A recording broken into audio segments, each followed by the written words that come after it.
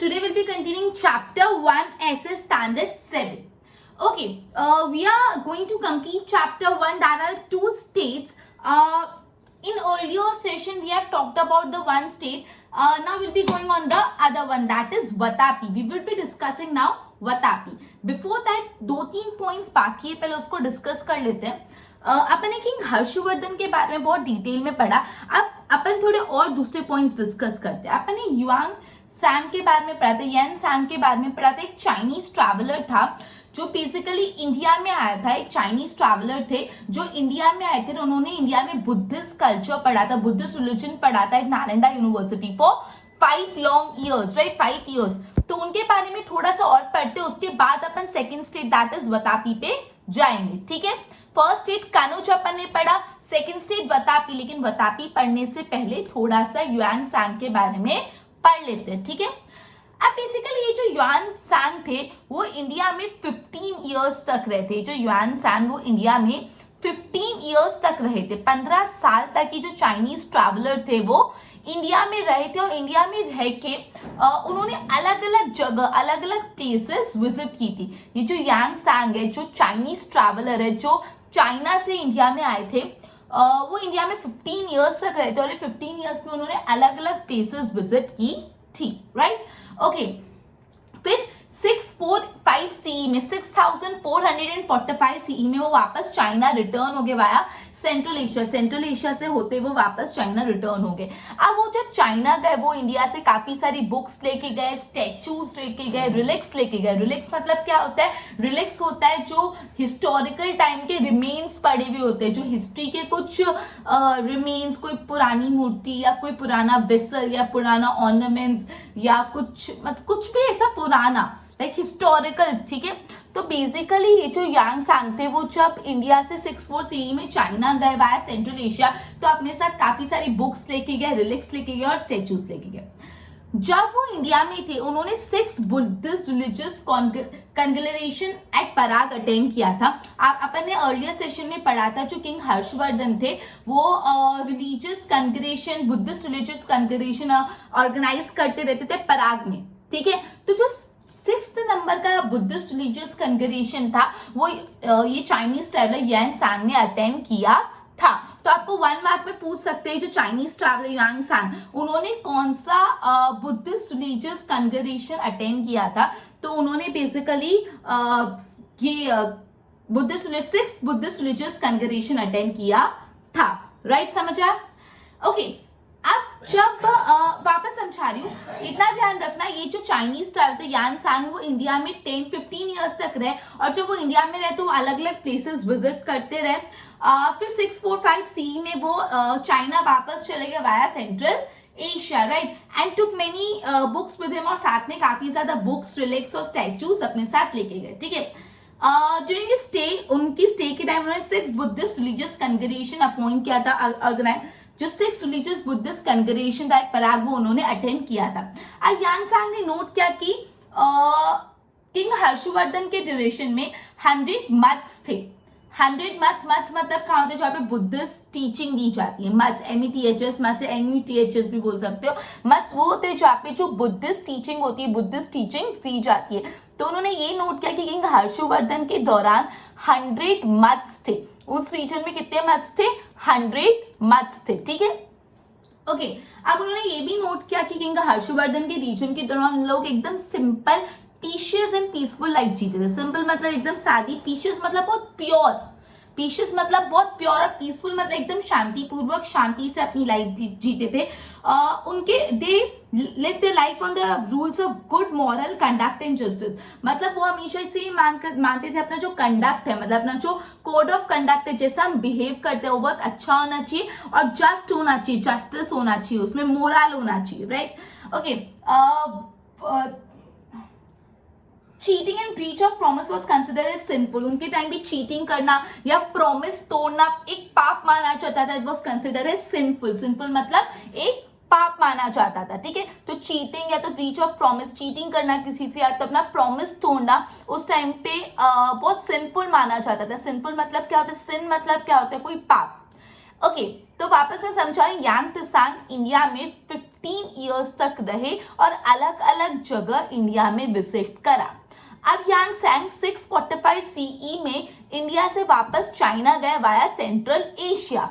ठीक है, अब जब वो चाइना गए, इंडिया साथ में इंडिया से बहुत सारी बुक्स, रेलिक, स्टैचूज, बहुत सारी चीजें लेके गए। ठीक है, उसके बाद ये है कि जब वो इंडिया में थे तो उन्होंने 6th Buddhist religious congregation that is held in Prayag attend किया था। तो आपको 1 मार्क में पूछ सकते हैं कौन से नंबर का बुद्धिस्ट रिलीजियस कॉन्ग्रेगेशन उन्होंने अटेंड किया था। तो 6th नंबर का बुद्धिस्ट रिलीजियस कॉन्ग्रेगेशन उन्होंने अटेंड किया था। अब यांग त्सांग ने बहुत सारी चीजें नोट की, जिसमें से एक ये था कि किंग हर्षवर्धन के रीजन में इंडिया में 100 मठ्स थे। 100 मठ्स मतलब जहाँ पे बुद्धिस्ट टीचिंग दी जाती है, बुद्धिस्ट लोगों के मतलब बुद्धिस्ट रिलीजन के बारे में समझाया जाता है। तो किंग हर्षवर्धन के ड्यूरेशन में वहां पे 100 बुद्धिस्ट मठ्स थे और वहां पे लोग एकदम पीसफुल, पीशियस और सिंपल लाइफ जीते थे। सिंपल लाइफ मतलब आपको पता है, पीशियस मतलब एकदम पवित्र, पीशियस दैट इज प्योर, और एकदम पीसफुल, शांतिपूर्वक लाइफ जीते थे। उनके कुछ मोरल्स थे, कुछ कंडक्ट थे, कुछ जस्टिस सिस्टम थे, फॉलो करते थे। उनके टाइम पे चीटिंग करना है तो ब्रीच ऑफ प्रॉमिस, चीटिंग मतलब आपको पता है ब्रीच ऑफ प्रॉमिस, ब्रीच मतलब तोड़ना, ब्रीच ऑफ प्रॉमिस, प्रॉमिस तोड़ना बहुत सिंपल माना जाता था। सिंपल मतलब पाप वाला माना जाता था। ओके, अब ये यांग त्सांग के बारे में कंप्लीट। अभी अपन पढ़ने वाले second state that is Vatapi के बारे में। अभी अपन पढ़ने वाले वातापी के बारे में। जब किंग हर्षवर्धन नॉर्थ इंडिया में रूल कर रहे थे, उसी time Pulakeshin 1 south India, Pulakeshin 2 south India में रूल कर रहे थे। जब किंग हर्षवर्धन नॉर्थ इंडिया में रूल कर रहे थे, उसी टाइम पे किंग पुलकेशिन 2 साउथ इंडिया में रूल कर रहे थे, और पुलकेशिन 2 ने हर्षवर्धन को प्रीवियसली डिफीट भी किया है। ओके, तो जो पुलकेशिन 2 थे उन्होंने किंग हर्षवर्धन को प्रीवियसली डिफीट भी कर चुके थे।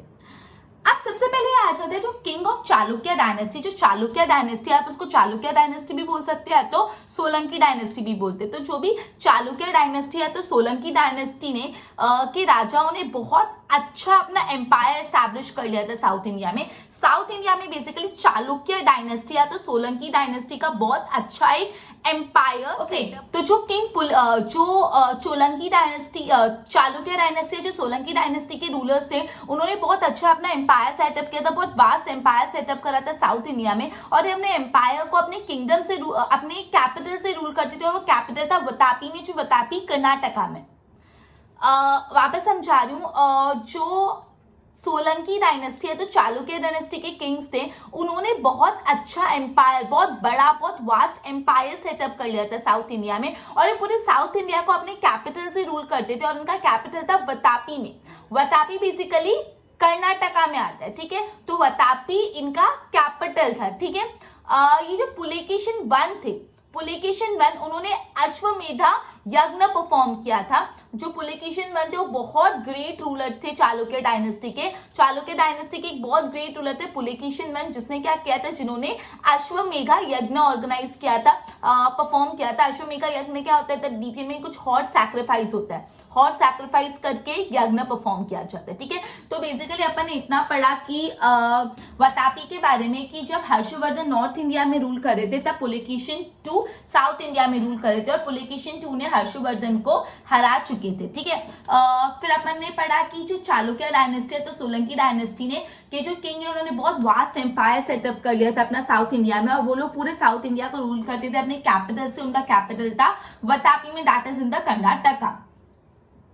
अब जो पुलकेशिन 1 थे वो चालुक्य डायनेस्टी के बहुत बड़े रूलर थे, और उन्होंने अश्वमेधा यज्ञ परफॉर्म किया था। तो ये पूछ सकते हैं पुलकेशिन 1 ने कौन सा यज्ञ ऑर्गेनाइज किया था, उन्होंने अश्वमेधा यज्ञ ऑर्गेनाइज किया था। तो अपन ने यांग त्सांग ने क्या क्या ऑब्जर्व किया वो देखा, और वातापी का छोटा सा इंट्रोडक्शन देखा, उसको और डिटेल में पढ़ेंगे। पहले मैं इसको बोर्ड से आपको गो थ्रू करवा देती हूँ, right. Okay, Yang Tsang stayed in India for 15 years and visited different places.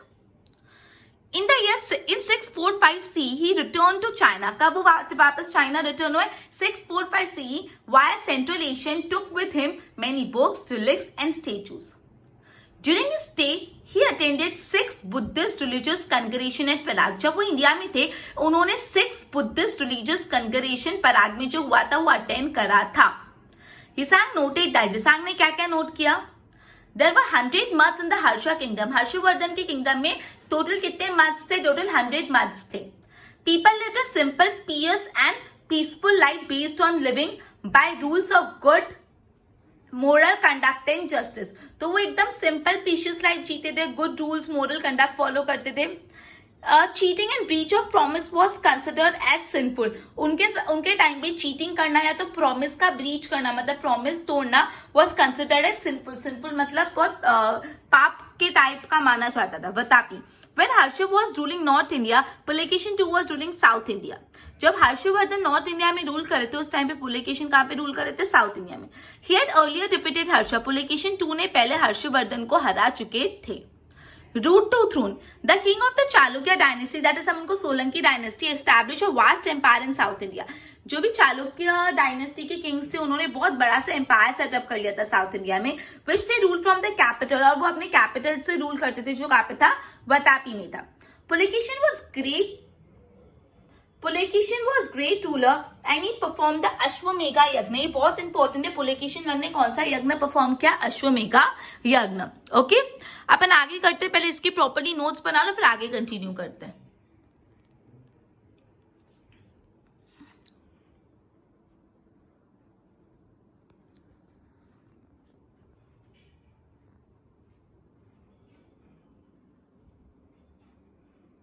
Okay, तो जो पुलकेशिन वन थे अपन ने पढ़ा उन्होंने अश्वमेघा यज्ञ परफॉर्म किया था. अब पुलकेशिन वन का जो फ्लैग था उनके रीजन में, उनके फ्लैग में वराह अवतार का सिंबल था. ये बहुत ही इंपॉर्टेंट है. बोला है जो पुलकेशिन वन का फ्लैग था उनके फ्लैग में वराह अवतार का सिंबल था. वराह अवतार क्या होता है? वराह अवतार हिंदू गॉड विष्णु का एक अवतार है. जो वराह अवतार वो कौन है? वो जो एक हिंदू गॉड है विष्णु भगवान का एक अवतार है जिसको हम बोलते हैं वराह अवतार. ठीक है, तो उनका जो फ्लैग था उनमें वराह अवतार का सिंबल था. तो ये भी बहुत इंपॉर्टेंट, आपको पूछ सकते हैं कि पुलकेशिन वन के फ्लैग में किसका सिंबल था? तो सिंबल था वराह अवतार का, और वराह अवतार है भगवान विष्णु का एक अवतार. समझा? पुलकेशिन वन के बाद उनके सन थे कीर्तिवर्मन ने उनका थ्रोन असेंड किया. कीर्तिवर्मन के बाद कीर्तिवर्मन के भाई मंगलेश ने थ्रोन अक्वायर किया.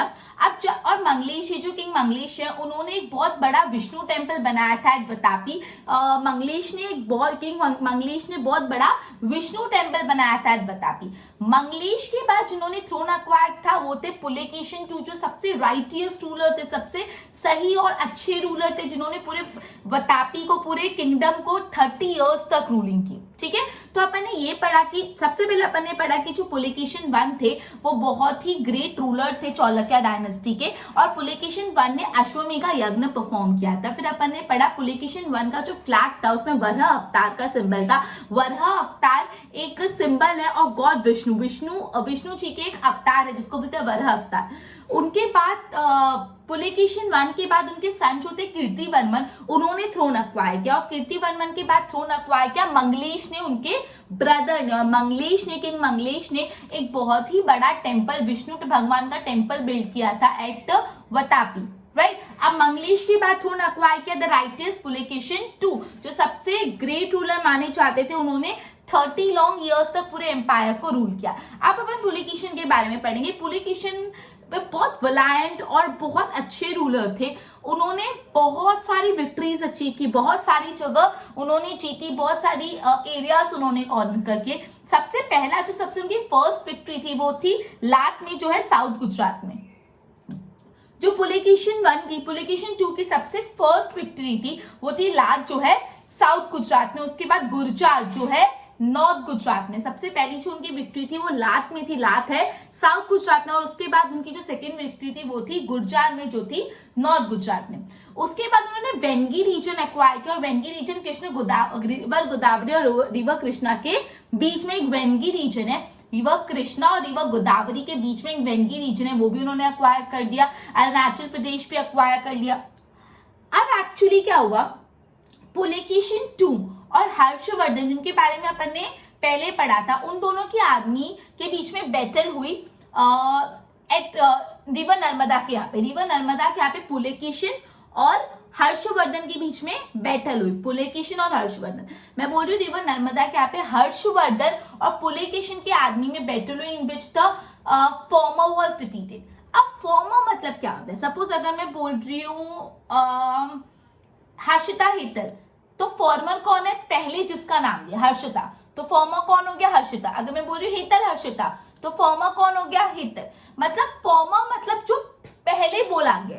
तो मैं बोल रही हूँ कि नर्मदा रिवर के यहाँ पे हर्षवर्धन और पुलकेशिन टू की आर्मी के बीच में लड़ाई हुई, हर्षवर्धन और Pulakeshin two, in which former was defeated. मतलब फॉर्मर कौन है? पहले किसका नाम लिया मैंने? हर्षवर्धन का, तो इन विच हर्षवर्धन वाज डिफीटेड। फॉर्मर मतलब जिसका पहले नाम लिया, लेटर मतलब जिसका बाद में नाम लिया। तो मैंने बोला the army of Harshvardhan and Pulakeshin, पहले मैंने हर्षवर्धन बोला, Harshvardhan and Pulakeshin met at river Narmada पे मेट के in which the former was defeated, that is Harshvardhan was defeated. मतलब उसमें पुलकेशिन टू जीत गए। अब वहां पे पुलकेशिन टू जीते, इसलिए जो हर्षवर्धन है नर्मदा रिवर के आगे कभी भी आ ही नहीं पाए। वो नर्मदा रिवर के आगे का रीजन एरिया कभी भी कॉन्कर कर ही नहीं पाए, नर्मदा रीजन तक कि वो रुक गया, उनका किंगडम हॉल्ट पे आ गया। समझा? ओके। अब ये जो अब पुलकेशिन थे वो एक बहुत अच्छे रूलर के साथ साथ ही वो आर्डन लवर ऑफ आर्ट्स, उनको आर्ट्स में बहुत इंटरेस्ट था। उन्होंने उनके रीजन के दौरान ही वतापी और धारापुरी में बहुत ब्यूटीफुल केव्स बनी थी। ठीक है, वतापी और धारापुरी में बहुत जो ब्यूटीफुल केव्स बनी थी वो उनके रीजन, इवन जो अजंता में केव्स है वहां की पेंटिंग्स भी उनके टाइम की है। अब उस उनके रीजन के दौरान जो बुद्धिस्ट रिलीजन है वो डिक्लाइन हो गया। उनके रीजन के दौरान जो बुद्धिस्ट रिलीजन है वो डिक्लाइन हो गया, और जो दिगंबर रिलीजन है ऑफ जैन सेक्ट का जो दिगंबर रिलीजन है उसने पॉपुलैरिटी गेन करी। जो Digambar religion of Jain sect, उन्होंने पॉपुलैरिटी गेन करी। ठीक है। अब ये जो पुलकेशिन टू की लाइफ का एंड हुआ 642 सीई में, जब उनकी कांचीपुरम के पल्लव किंग के साथ कॉन्फ्लिक्ट हुई। कांचीपुरम के पल्लव किंग से वो हार गए और उनकी डेथ हो गई, और उनकी डेथ के 5 साल बाद किंग हर्षवर्धन की डेथ हुई। वापस मैंने अभी जो गो थ्रू करवाया वो करवा रही हूँ।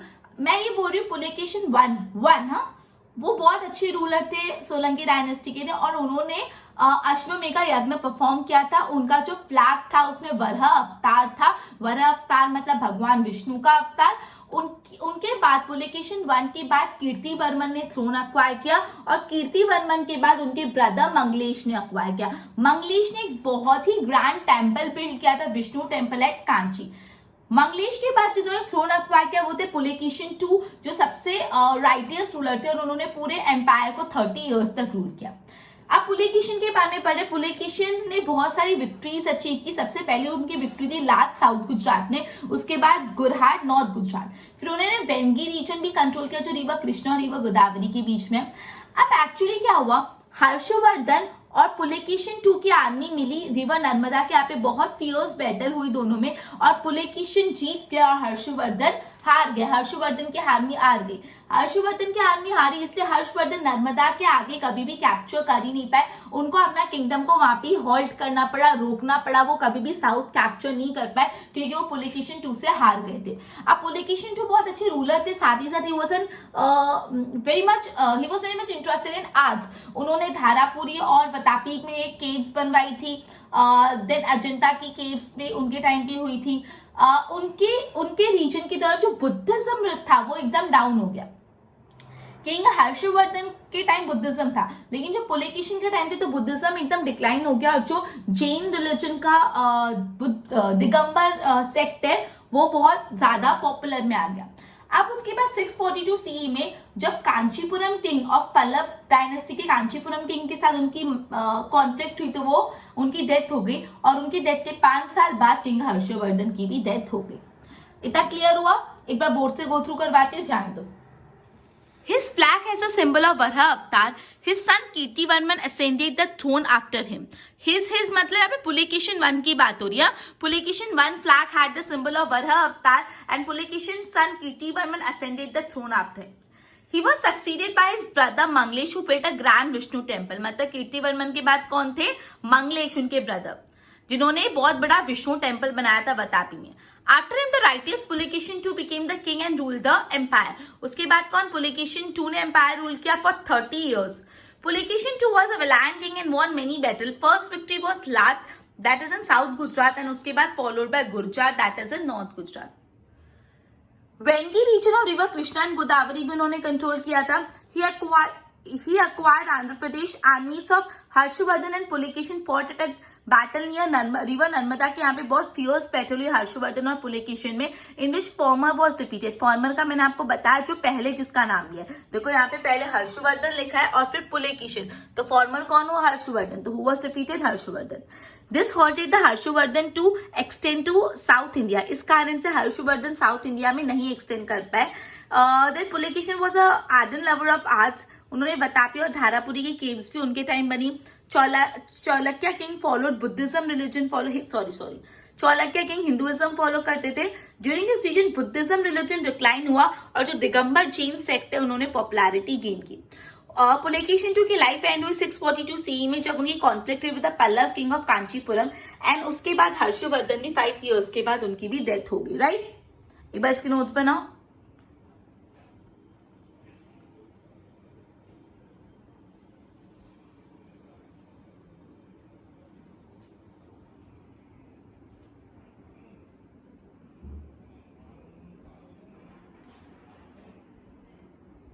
ओके, तो अपना लेक्चर आज इधर ही एंड होता है. अपन नेक्स्ट चैप्टर स्टार्ट करेंगे नेक्स्ट लेक्चर में. Good bye.